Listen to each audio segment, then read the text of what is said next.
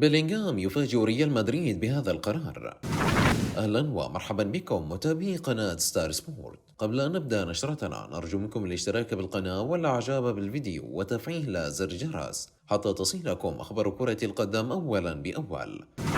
وقبل أن نبدأ في التفاصيل، هل أنت مع التعاقد مع بيلينغهام أو عدم الاهتمام به؟ شاركونا بالتعليقات. كشف تقرير صحفي إسباني اليوم عن آخر تطورات اهتمام ريال مدريد بالتعاقد مع الدولي الإنجليزي جود بيلينغهام لاعب وسط بروسيا دورتموند. ويثير بيلينغهام صاحب 19 عاما اهتمام مسؤولي ريال مدريد، ويعتبرونه الخليفة الأفضل للكرواتي لوكا مودريتش. ويقدم نجم دورتموند مستويات أكثر من رائعة في مونديال قطر، وقاد منتخب إنجلترا للتأهل لدور الربع النهائي.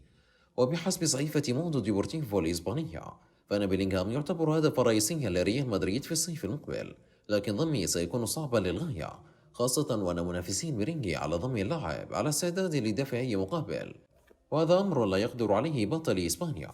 وأضافت الصحيفة أن دورتموند سبق وقدر قيمة بيلينغهام ب 150 مليون يورو، وهو رقم من المتوقع أن يزيد عقب نهاية كأس العالم، في حين وضع ريال مدريد 110 أو 120 مليون يورو كحد أقصى. وأشارت الصحيفة إلى أن نادي ليفربول ومانشستر سيتي على استعداد لفعل أي شيء مقابل ضم بيلينغهام، ويرون في إنجلترا أن ريدز هو أقرب فريق لضمه، خاصة وأنهم على اتصال دائم باللاعب وممثليه. أما مانشستر سيتي فلن يتأخر عن تلبية مطالب دورتموند مهما كانت، وسيكون على استعداد لبيع جاك جريليش الذي ضم الموسم الماضي مقابل 100 مليون يورو، وذلك من أجل المساهمة في تمويل صفقة بيلينغهام.